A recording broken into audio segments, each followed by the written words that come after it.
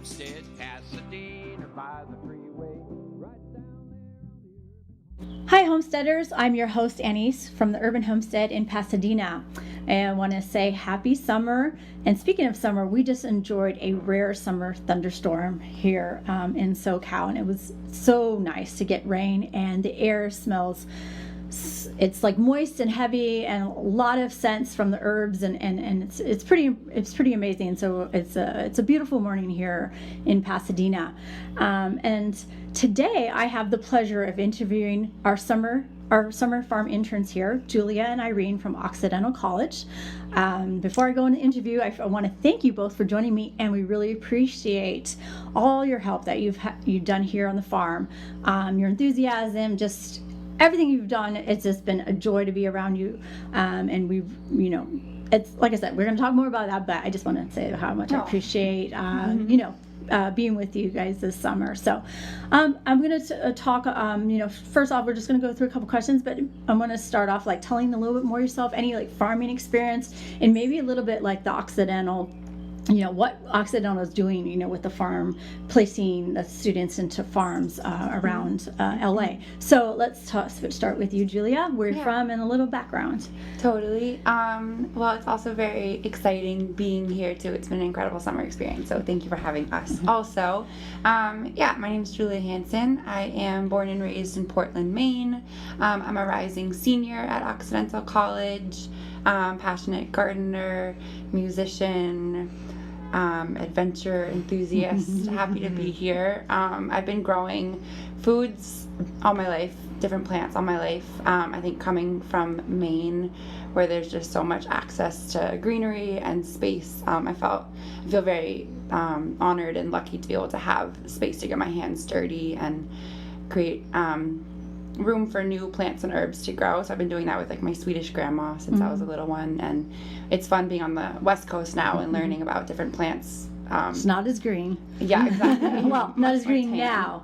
We do have a little period where it is green. So exactly. Yeah. And so how did you just come to Occidental? Just you chose that, or? I really wanted to get, as much as I love the East Coast and Maine, I needed some continuous sunshine and warmth. The Maine winters scared me away for a little bit. So and I love like the music out in Los Angeles at my school. So that's how I chose it. And then I'm an urban and environmental policy major with music minor, and it's kind of a perfect combination of my passion for the environment and just like urban equity as a whole, plus with like music and the arts. How those are connected. Sounds like the homestead now. It's okay. Yeah. A little mini thing. Yeah. Cool. Irene, okay, Sure. your turn. Yeah. So I'm Irene Wickwire. I'm a rising junior. I'm from the other Portland, Oregon, also born and raised. And I've always been like very much a city dweller, but really into the environment and nature and going out into that. And so I have a lot of experience with like primitive survival skills, as well as like conscious harvesting of sort of more wild plants. But I've also been growing food with my family, for my family, my whole life. And so it's kind of feels like a legacy and like the right direction to have gone in. I actually came into Oxy being a diplomacy and world affairs intended major.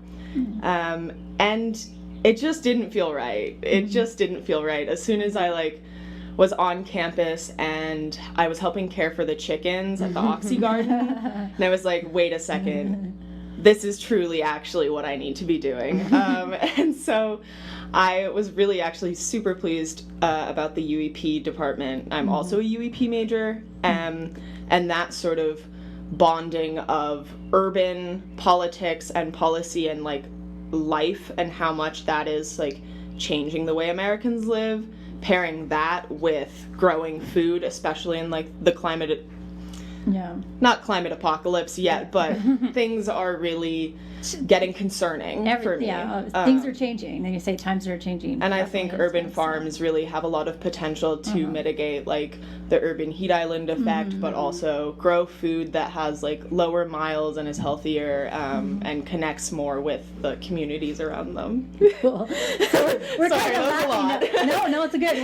We're laughing because we have a new kitty and we're in the house and she's playing. So if you hear like thumps and like movement, it's our new little rescue kitty. So she's making us laugh as well. So that's the background noise if in case you're wondering. So Occidental College, their program. So they send, I don't know how many of you were chosen or I don't know how volunteer or whatever, but then they send you to, or you choose to go to another of your classmates went to another urban farm and stuff like that, and you chose that. So tell us a little more like that program and what they're doing.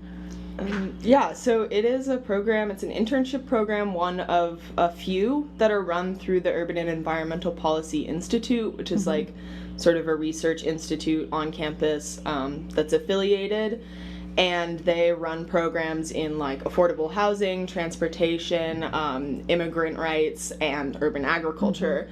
And we're the second cohort of people. We're the first fully like in-person set of interns. So Julia and I were placed at Urban Homestead, but there are 5 other interns as well.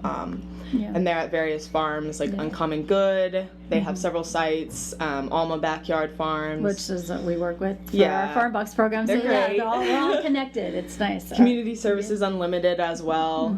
They're all really interesting organizations they all have slightly different focuses, but all within urban ag. Nice.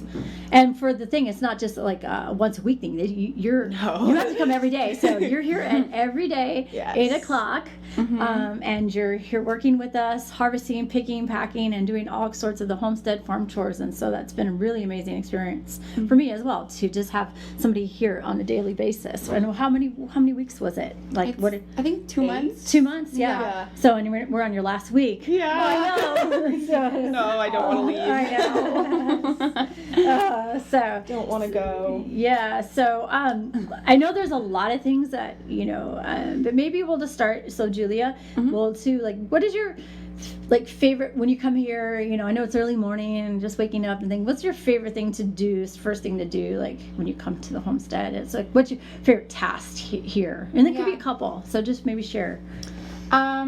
I personally love when we are like helping pack the farm boxes and have to pick like bouquets or nice smelling different herbs. The Tussie Mussies, nosegays. Exactly. The tummy mix. Tutti Fruttis. All these weird things that, Exactly. You're like, what is this? Like, what's a Tutti Frutti again? But it's fun.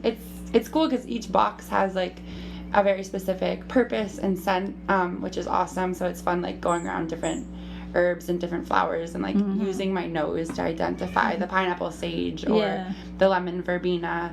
And I think it's just very like grounding, rolling out of bed and then like being here and being around so many different plants and different scents, and then knowing that they're going to people that like are going to be able to utilize the plant's gifts to the fullest too. Is just something I feel very lucky every time I like take a cutting from one of the plants. So I think that's one of my favorite things. It is nice. Here. It is a nice calming thing and fragrant in the morning. It's just nice. Exactly. And then the beautiful bouquets that you're doing and stuff like that. So it's even though it's work, it's sometimes it's like meaningful, like you were saying. There's a purpose to the work, which is nice. So Irene, what about you? I was actually gonna say almost the exact same thing. Well, maybe have a different take. My reason is a little bit more like I have learned of a lot more varieties of herbs than I ever knew about, and quite a lot of sort of non-food uses for them as well. Like a lot of our boxes are somewhat medicinal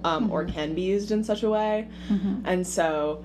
Like, for instance, learning about, like, pink guava leaves as like, a medicinal herbal sort of thing is really fascinating to me because I'd never heard of that before. And I think outside of that, it's, like, it really is just a peaceful action to be deciding what's going in a bundle and, like, thinking about who's going to use it and how and making sure that we're like collecting the best leaves and the Yeah. best example of what we've grown. That's nice. Like I said, it's like it's grown with intention. You're harvesting with intention, so there's an intention. So it's nice. And I like to, like I said, it's been a pleasure to work with you all because it's there's things that we do. Like we have, not to say standards, but we have certain ways we do things. But I like how you learn very easily, and then sometimes you take initiative.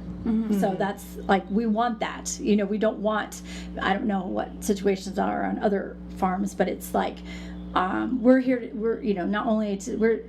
for you to grow as well. And so if you see something that could be done better, and I think that's what I described when you first came, was, this is the way our farm or homestead works, but that doesn't mean it should always work the same way. Outside eyes and outside perspectives are always good. So that's why we encourage, if you see something, hey, or could we do this? And so that's why we gave you, especially when we planted we did the herbs and things, gave you free reign a little bit, because it was like, okay, we want to see what you create, not just say, okay, you plant this there. It's like, okay, where do you think this is going to go, and where because like I said, this is all about learning, and there's no right or wrong, really.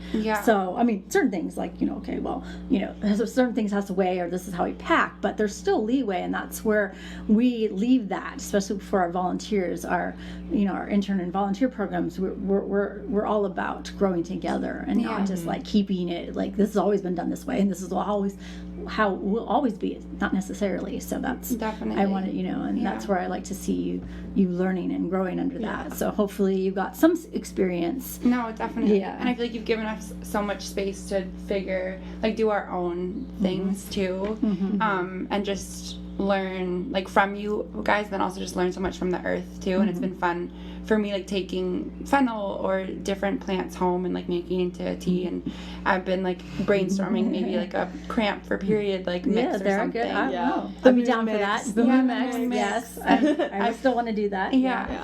No, it's good. I see you in journaling. You're journaling, so that's really good too. So that would be nice. And you're putting together projects. I think you're doing slideshow projects about your time here. So.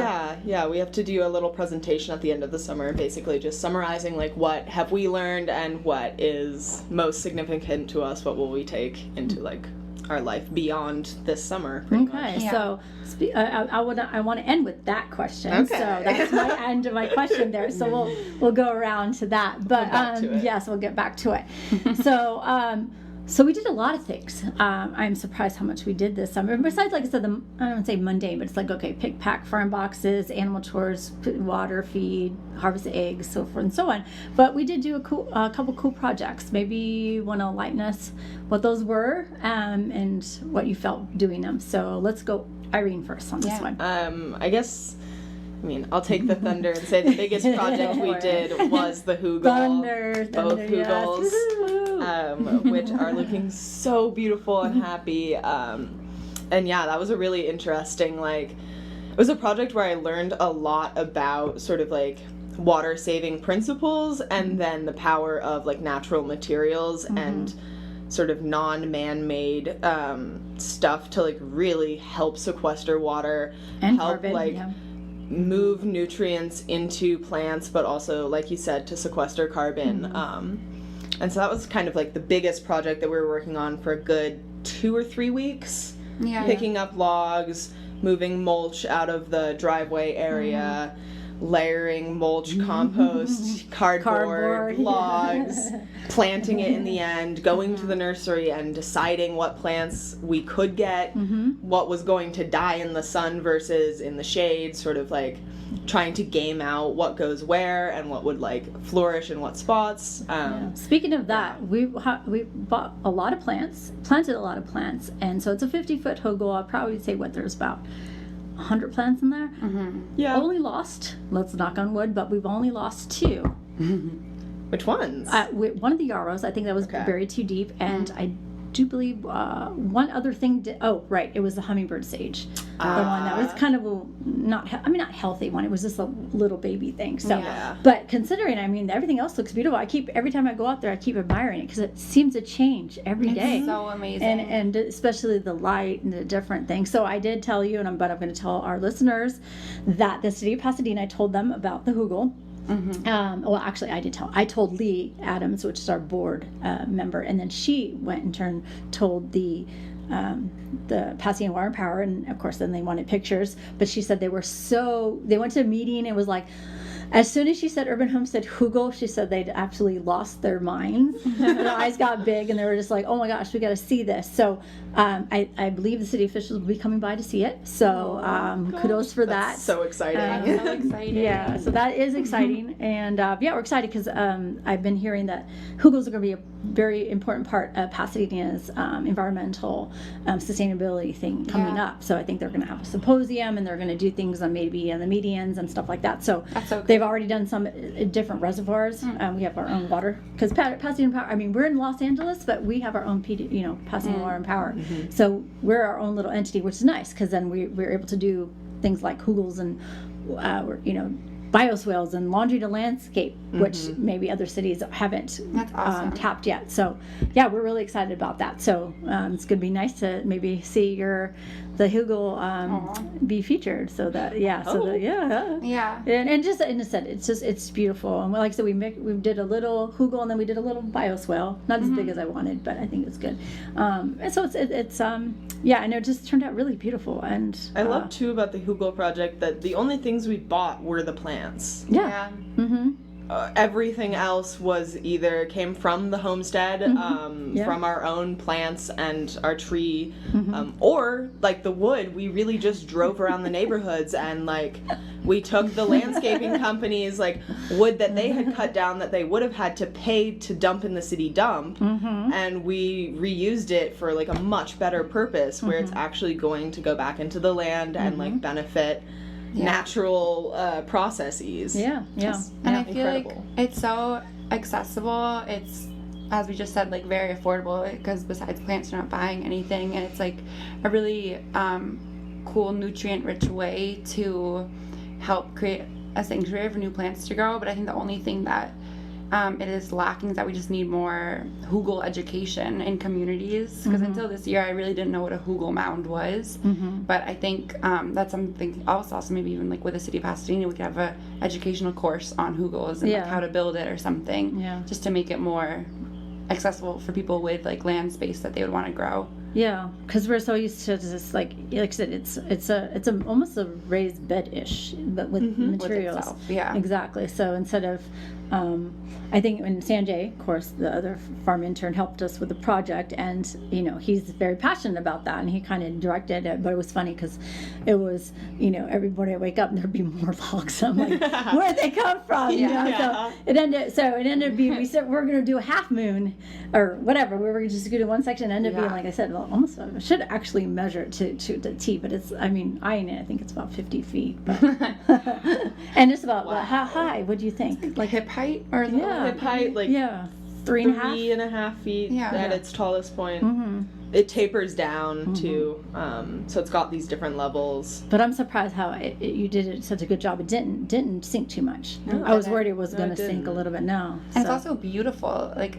it's fun to get artistic with it. Like we put some of the stumps with all the tree circles on like an outside so you can see just the tree rings. It was fun to be creative with. With some people commented it looks like a fairy garden, and so Leah wants to bring her own some crystals. So I liked it how people are contributing to the little. That's sweet. So it is nice. So I mean, Irene took the hugel, so maybe I don't know. I know is there something that I know that was a big one. So but maybe something that you kind of enjoyed that was a different project for. I think I have two things. I've really enjoyed, like we've been brainstorming lists, just kind of like brainstorming our tasks and what we've been up to. So for like future volunteers, they'll just have a sheet that like clearly describes what a tummy mix is or what the herb mix is, or like what to do to tend to the chickens, clean their water, how to get their eggs. And that's just been nice to kind of pay it forward with like what we've learned of how to navigate the property. To create like a detailed list just to pass on. Like a little handbook. That's a little nice. handbook, exactly. Also, so there's not as many volunteers being like, "What's this again?" Like, so you can do more of what you need to do. I'm just like, okay, there'll be tests after. But no, I like to see. I was like, I want, it is about smelling and say, okay, now what do you think it is again? Because it is about plant identification, and that's the only way to learn is by picking and learning and saying, IDing it. It's like I smell, taste, feel this. What is this plant? And so that's what I want when I do the tutti frutti. It's like, okay, these are the ones you can use. It's your prerogative which ones to use, and then go out and find them. Yeah, it's like exactly. a little herb hunt, of course, like that. So, in your 8 weeks of interning here, was there anything that you incorporated or did different in your personal life, food prepping, from things that you've brought or learned here from the homestead? Who wants to go first? I can tackle it a little bit. I think for me, I've had so much fun using a lot of the food here, like taking some and creating fresh recipes that I've never tried before. Like, for instance, I've always been a little bit intimidated to cook with eggplant, but then there was like a beautiful eggplant that you said, like, please take, and then Irene had the ingenious idea to create baba ganoush. So now I'm like, now I make it and I love it, and it's just been fun. It's like opened my own culinary doors, creations a lot, and it's also, I don't know, I think you guys are so like repurposeful here, which I definitely think I already like was, but I think it just inspires me to be even more so, just with my water usage and how I can take something that might be trash to one person, make it into art or something too. No, that's all good. And we can always, do improvement. And the hardest thing is like having a homestead, but then having a homestead and a business. Yeah. Sort of, you get, as you can see, a lot of it, and I tell people when I am talking about the podcast and stuff, it's like a lot of spend is just organizing and finding things and cleaning up after. I mean, there's the homestead, and that it's like picking, packing, weeding, planting, sowing, but then there's a whole behind the thing of just like after farm box day, and it's like you could see it just piles up, and I was like, gotta clean that up again. It's just like keep maintaining order and organization. It's just it's a challenge, because it's like you live, work at your place, and there's like as you see, you can see where some of the challenges are in our business and in our lives, and so you're, I guess, the young folk compared to me, but and in where I am in life, but so what advice would you want to give to your generation that are wanting to maybe farm or live more lightly on this planet? Is there something that, what would you be considered Generation Z? Z. Yeah. Okay. Generation Z. So Generation Z. What, from your perspective, what is it? Yeah. So, Julia, we'll start with you. Yeah. I would say, like, I know this is broad sounding, but get messy. Like, allow yourself to get messy. I think a lot of people in our generation are like, oh, I don't have a green thumb, or don't think that they interact like well with plants or something. And I think it's okay to try it out. And I think it's important. Like, there's also just so many healing properties that gardening and plants have as a whole, beyond just like nutritional value too, but getting your hands dirty can be really helpful for mental health. And I think taking care of a plant can help remind us of how to take care of ourselves as well. So I think don't let like the fear of something not growing or something not going well prevent you from trying it, because plants are incredibly resilient. We have a lot to learn from them, including like that resilience. Yeah. So I think that's something. I also think I think it's so important, especially as we become a more urbanized society, it's so important that we do begin to cultivate our own urban farms.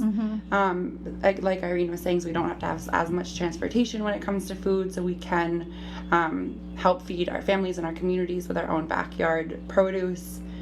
And from just like obviously this horrible pandemic that we've experienced, it's been an incredible example of we do have the ability to feed ourselves if we just take the time to like tend to plants. But obviously time can be so hard to find, so even if it just means having a few plants that you can tend to, I think it's really good for mental, physical, emotional health as a whole, as well as the opportunity to build and strengthen community. Yeah, no, that's all good. Yeah. I definitely agree with all of that, and kind of building on that, I think a lot of people get overwhelmed, and like the idea of a farm brings up something large in their head that you have to have a lot of space, but I would emphasize that there is growing of food on all levels, and whether that's like diving in and creating your own homestead on a city plot, like you guys have and your father did, or whether it's simply I'm gonna grow my own basil or my own cilantro and parsley so that I'm not buying like a plastic packed thing from the store which I use once and then it all goes bad and I throw away the rest of the leaves, rather than I have a window box and I gather the 3 tablespoons I need of chopped parsley, and then my parsley plant continues growing and I can continue harvesting from it. And it's really important to know that like it can be accessible on all levels, and also I think we are seeing more and more community organizations that are really created solely to make those opportunities for you if you are living in an apartment or in a highly urban area that doesn't have a lot of green space, or doesn't have like garden space for you, that in this internet age, like, seek and ye shall find. There are so many organizations popping up. No, it's a good time. Really, I mean, there's hope for there's definitely this. before. I mean, since back in my days, I want to say, but there's definitely a lot. So it's with the internet and, like I said, the organizations. There are a lot to choose from. There's so many people doing and cultivating their own communities in their pockets. So we just have to keep doing that.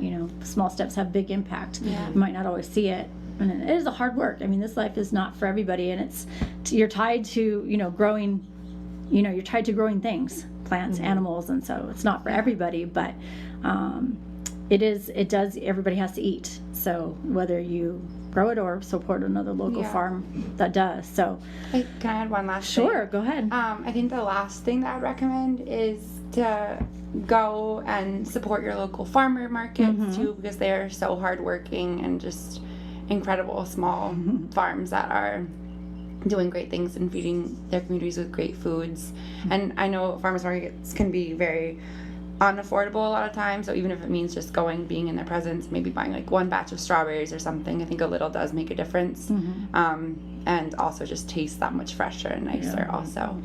That being said, there are, I know at least in LA as well as in Portland, Oregon, there are EBT match programs that make shopping at a farmer's market a lot more affordable for families, and that's something that me and my folks leaned on a lot when I was younger, and really was an incredible opportunity to be able to get fresh vegetables, fresh fruit, and like just really nutritious food that feels good in the body. And that's like, really look into that. If that's Actually, that's good. relevant. Thank you for reminding me. We used to do that, but then with Dad passing, we didn't transfer something. So I want to remind me. Let's look into that. Okay. Want to get back into that. So, kind of winding down on this. So, do you see yourself maybe, and maybe not say doing this, but doing some sort of farming or sustainability or regenerative thing in the future? Is this something you're like, okay, I'm going to do this?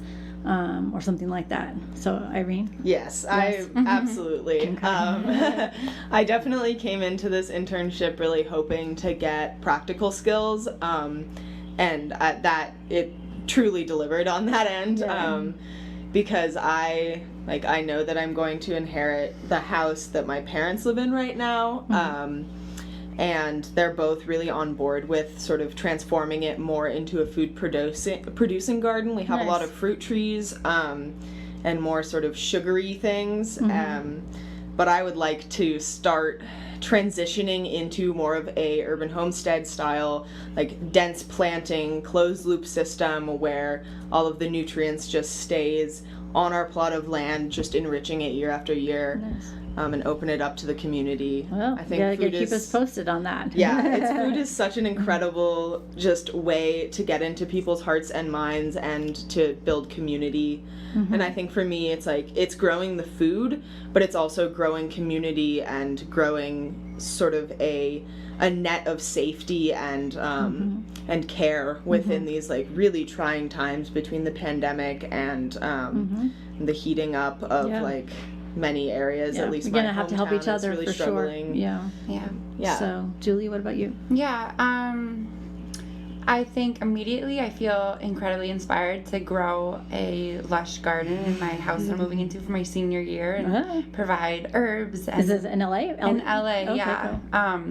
Yummy. I don't know. I just love I would love to go into my backyard and pluck a tomato and make a there you caprese go. salad with my Nice. basil. Good. So that's an immediate scale. And then I'm just really passionate about bringing more gardens and green spaces to schools and elementary schools and intertwining these gardens with health, environmental education, as well as an outlet for kids to gather mental health tools to feel a little bit more stable or gain tools that we can learn from the environment that help us find our roots and tend to our roots. And just as life does get wavy and a little bit messy, I think it's important at a younger age to have access to green spaces, as well as understand the importance of getting your hands dirty and Where our food comes from. where food comes from. Exactly. So that's why the school programs are so important for us as well, which you participated in. We got a chance, even with the pandemic, we were able to get a couple of schools in, so that was nice, and you got to see that and the kids and interact with them.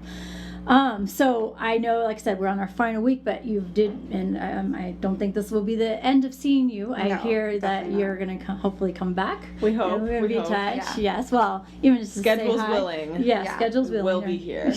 Or even just be in touch. Come for drive sure. by once in a while. But it's been a real pleasure working with you both this summer. It's been just amazing experience for me as well. And just to see the passion and that you and hard work. Okay, I don't know, but who says that you guys are computer? I mean, you guys can work. So I was like, man, I'm like, yeah, we may be the digital generation. but we boy, can do some hard physical work. Yes, you did. We got it. And I can see that. I'm very impressed with that. So, so take that is a good.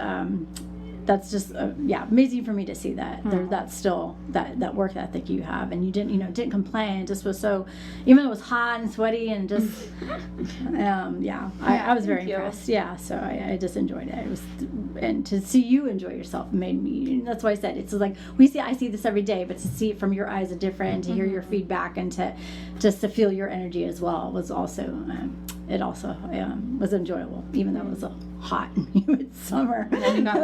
We got through it together. It's like, what is going on? Okay, so we're ending this. Any final thoughts you wanted to say to our listeners before we just wrap up? Just like a message for the future. Just anything you want to say? Just end thoughts. Compost. There we go. Yeah, I was gonna say soil is everything. There we go. It's all in the dirt. Farming. We're gonna not do it. We have to do our song. The remember, plants, we're supposed to do the song of the summer, but we never did. but it's all in the dirt. It's all in the dirt. It's all down there. And soil health is I don't know. It's gradual. You guys went from a heavily concrete covered lot Adobe, with crummy dusty brown soil, and now wow, it is fluffy and black, and it smells like good wet earth, and it's incredible what you can do in 30 years.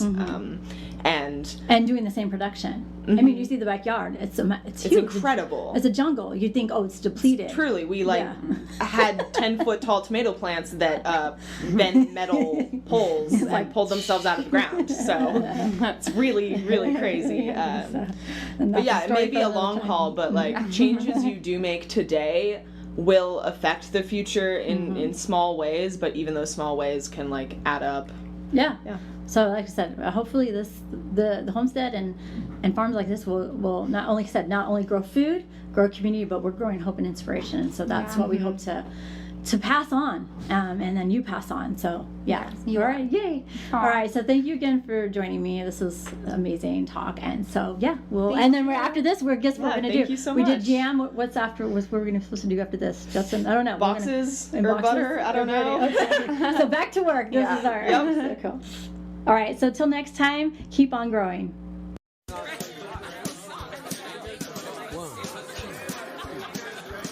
Come on down to the farm in the city, back to the future, back to the plan. Right down there on the urban homestead, loving the life back into the land. We love to hear your feedback or questions. Visit us at urbanhomestead.org to check out what's happening on the homestead. Follow us on Facebook, Twitter, Instagram, and YouTube. And until next time, keep on growing.